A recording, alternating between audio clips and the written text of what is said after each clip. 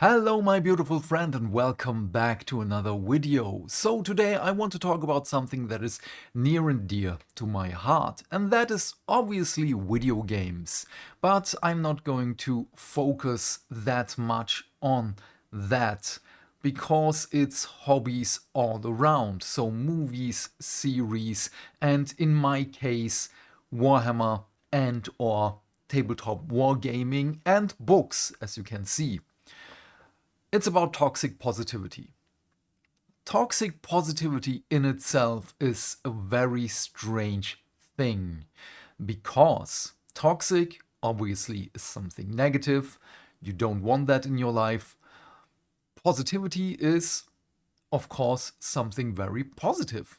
So, how can something be negative and positive at the same time? This is not a yin and yang situation here. It's not the same coin on both sides. No, this is something that is stepping over other people's opinions. So, let's start with the obvious one. And we're probably going to stick with this one. Video games. I've been following video games since I was a child. That's been a while. I've played Doom on release back in the day. Was it 1992? 1993? Something like that. But yeah, I'm old. So, the thing here is, over the time, we criticized games, we mocked them, and so on, but at some point, brand loyalty appeared. Company loyalty was a thing, and these companies are, well, they're calculating with these things because they know they have a die-hard fan base that will basically buy everything. And no, I'm not only talking about Nintendo fans or Nintendo fanboys, even though I counted myself as one of them. But over the last couple of years, I broke through the matrix basically. I red pilled myself. It's not only Games Workshop, it's not only Nintendo, Ubisoft, EA, and everyone else basically right now. I had many a discussion with a lot of friends over the last couple of years, and let's start with Ubisoft right now. I have a friend of mine, or rather I had, now it's just an acquaintance because we don't talk as much anymore because life gets in the way. He's a die-hard Ubisoft Assassin's Creed fan. We had the discussion back then when Odyssey was released, and obviously I criticized all the bullshit DLCs in the game. Why do I have to pay money for an experience boost? Because Ubisoft made the game like that. They made a problem to sell us the solution for that. He was like, oh, but I love doing all the side quests immediately when I have the option for them. And I was like, yeah, but I like to play the story first, and if I want to, I do a side quest. Because it's a daily thing. Some days I just want to play the story, I want to progress, and other days I think to myself, no, I don't want to play the story, I do the side quests. But with Ubisoft games, you know the formula, it's a checkbox game. You just run around the map and do everything and check the boxes. That's an Ubisoft game, and I don't like that. So, also, why do I have to pay to unlock the map and everything? And with unlock the map, I mean to see everything that's everywhere. That's also bullshit. But yeah, my opinion for him was invalid because he liked it, which is fine. I mean, his opinion of the game doesn't hurt me, but it makes the game worse because, or rather the game's worse, because Ubisoft had someone to defend their practice, which obviously is bad.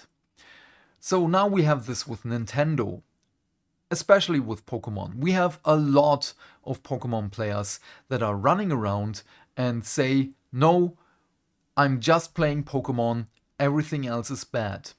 But in doing so, they themselves made Pokemon games worse and worse and worse. Because Nintendo doesn't have to say, okay, we have to do something, the games have to be better.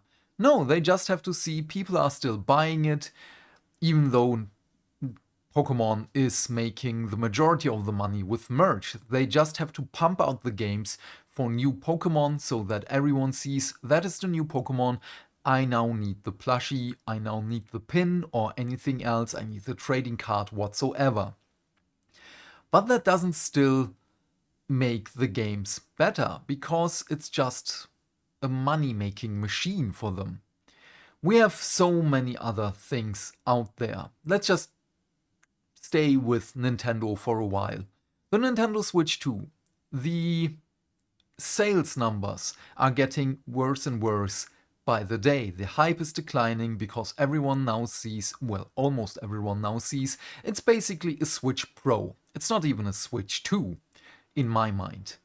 Because the Switch 2 should have been the Super Nintendo Switch. This is also something that's more and more into the corporeification, if that is a thing. It's just getting more corporate. A 2 is more easier to do than just another name that would be more fitting. We saw this with Games Workshop. The new logo is basically just, yeah, it's just a writing. Because it's been out there for a while. It's on the backside of a box. Let me just show you here. It's here, Games Workshop. That's the new logo. It's not even something that would appeal to your eye. And many people defended this and said, yeah, but back in the day, this was the logo from them they made. And I say to that, yeah, because back in the day, as the company was made, it was just 3 dudes making the company, making stuff for D&D, and after a while only their own stuff. But they were just 3 dudes. This was basically just an idea on a napkin. Now they have artists. Someone got paid to do that. I could have done that in 3 seconds. And got paid, basically. But again, people are defending it. People are defending stuff they are invested in. It's not only a monetary investment, it's also a time investment. I've seen this also as an ex-Games Workshop employee, that many people were just fed up with the company, but still defended it because they spent thousands upon thousands of bucks onto plastic and the books.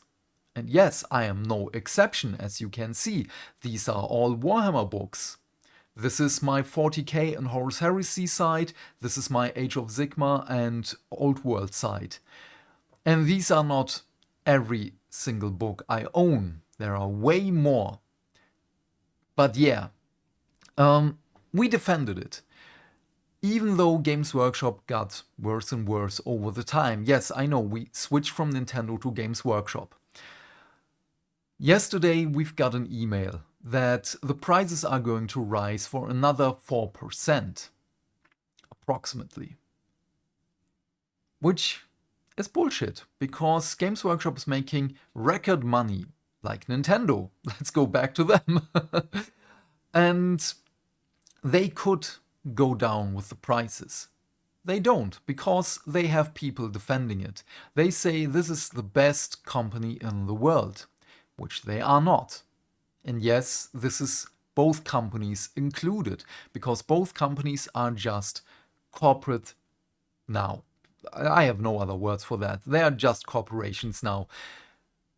The thing here is, they don't care about your feelings whenever you're rewarding them with your wallet. Just let that sink in. They are not caring about our feelings, as long as you're rewarding them with your wallet. Whenever you buy something, even the price got jacked up, like the latest Kill Team box for 40k, or Super Mario Kart World for 80 bucks. Yeah, that's got a sting. Because again, the sales numbers are going down.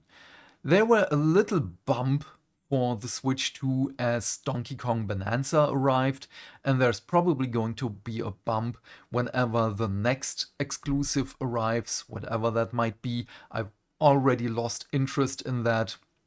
And yeah, but that's basically it. Bonanza isn't the system seller they wanted it to be, because people are thinking more of Mario for the Switch. And even then, again, you have people defending this and they say, oh yeah, but it's the best-selling console in the world. Yeah, because many people waited for it. They did not see anything else. They just saw, oh yeah, it's a Switch 2, I'm going to buy that. They are just families that don't care. And that's fine. I have a friend that has 2 children, and he's a dad. He doesn't care about anything in the gaming sphere. He just wants to play games with his children, which is great. I love that for him. He is not the problem, because he has no obligation to follow every single news item. I can just tell him that is that, but in the end that doesn't matter for him, because he only buys one console, maybe one game every 3 years. He's an exception. We have other people, again, they buy Call of Duty every year, they buy FIFA every year. They are putting more and more money into the system that does not deserve it. And when people start to criticize these games, they push back, they say, but you have to feel positive about this. Just like, again, Pokemon games. Let's just say there will be one that's good next year, in 2 years, in 3 years. They will say, yes, because I said, no, because I paid every year and now the games are better. You have to thank me. No, I don't. Because of you, the games were not better. A company will not get better because you pay the money. Nintendo had a thing back then, if you might remember, with the Wii U, where they basically had to pull their shit together. They made things more customer friendly because apparently, they needed customers again. The same thing will happen to Ubisoft. Right now, they're a dumpster fire.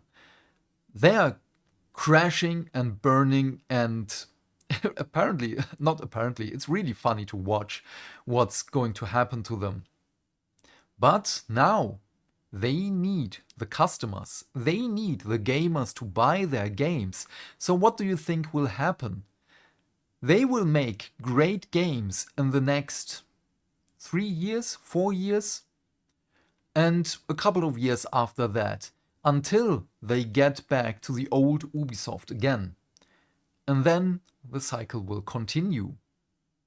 Because they need us right now.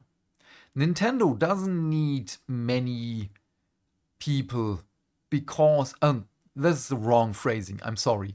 Nintendo already has a lot of people. They don't need to appease the majority of the gamer sphere.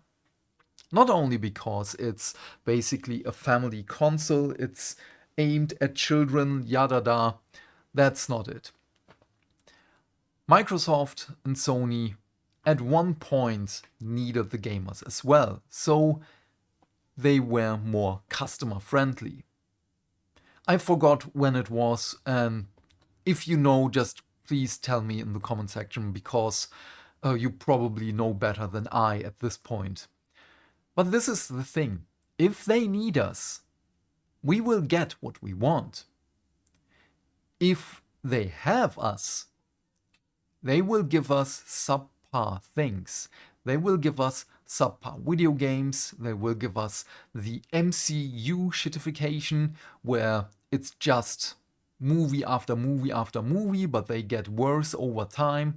It's going to be like that. It's like Star Wars. They had such a big community. And then Disney did the Disney thing. But yeah, I can talk more and more about that, but I hope that I was able to convey my thoughts about this. People are, no, not people, fanboys are way too positive about everything. They have to defend everything. On my other channel, where I talk about Games Workshop and their practices, there are just a couple of people. There may be 3, maximum 5, 6 people that are really attacking me and that I had to block because of their language. Because I dared to criticize Games Workshop and their practices. How dare I want to enjoy the hobby I'm following for over 2 decades?